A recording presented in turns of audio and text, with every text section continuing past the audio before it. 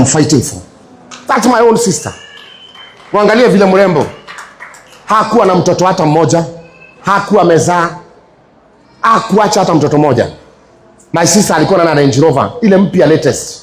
Kini akaitwa lodging, akaenda, akakatakatwa, akauawa.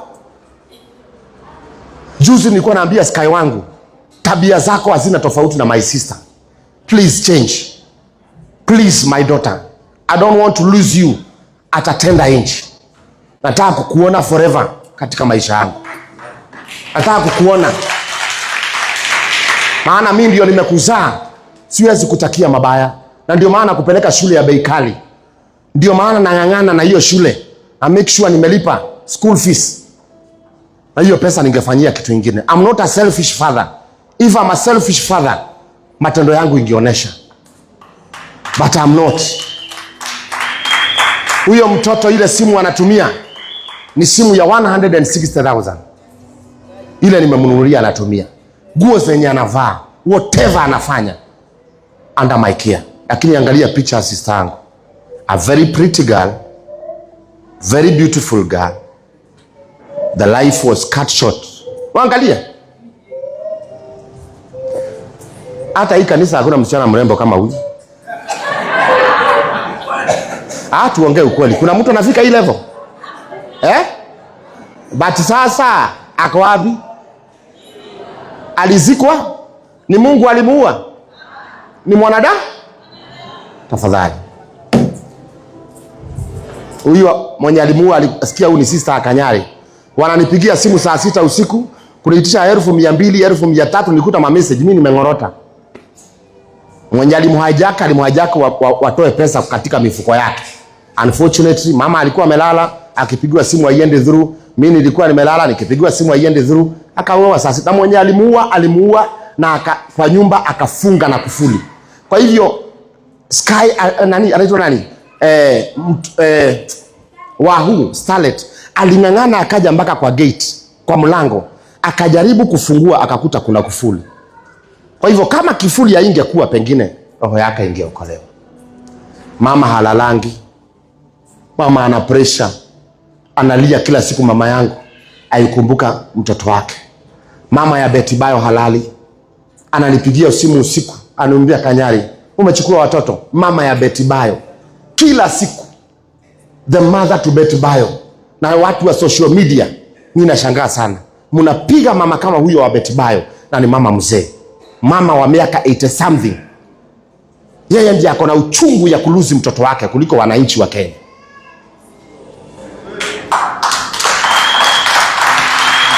Ndio huyo Wahu, niko na yeye kwa gari.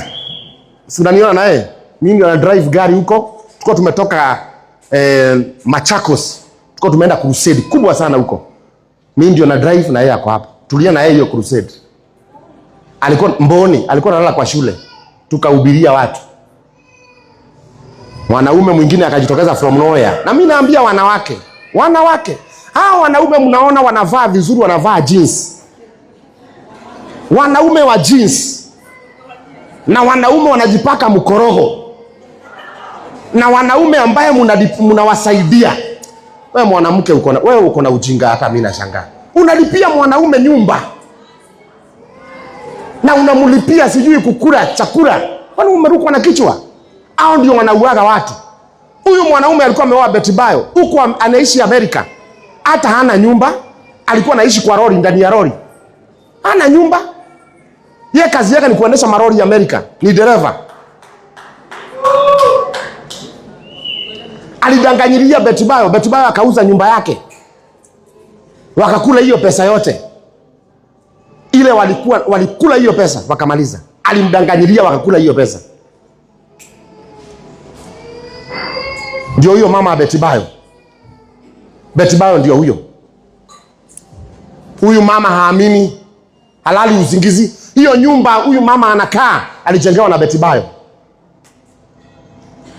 Huyu mwanaume wa Betty Bayo hata mahari hajatoa. Alipatiwa pesa apeleke, atoe. Alipewa pesa na Betty Bayo. So Betty Bayo alijitolea mahari yeye mwenyewe. Ndiye afurahisha mama yake, amuoneshe huyu mwanaume ako sawa. Juu mwanaume mwenyewe ni handsome, mweupe, mnapendeaga wanaume weupe nini? Kina mjukuu. Nini mnapendeaga wanaume weupe? Sisi we are African. Mimi sitaki mambo ya weupe hapa. Sisi ni ngozi nyeusi. Mambo ya mabenteni. Mnapendea mabenteni. Peleka ndai. Chongi peleka ndai. Sasa Wakenya wanamtukana na hiyo wimbo na wakumbuki Bobby Mapesa, yeye aliishi miaka yetu ya chongi peleka ndai. Unaona hawa, si unaona? Betty Bayo alinipeleka duka kwa ya muhindi. Nikakuta kumbe nywele inapimagwa na futi. Mimi nakwambia nywele ninunua ya 100,000 yake ya kichwa. Nilikuwa nimeitisha muhindi 3. Maana aliniambia ni 100, nikafikiri ni 100, kumbe ni 1,100. Nikamwambia rudisha 2, acha achukue moja. Hapo kaambia Bayo, sikuwa nimejipanga. Nitakupanga vizuri. Siku hiyo nikaanza kumuogopa. Hapo nikaanza kumuogopa. Nikawa hata sichukui simu. Na alikuwa na mimba ya Sky. Akipiga sichukui simu. Sasa chukua simu na kwanza 1,100 imeenda hivyo.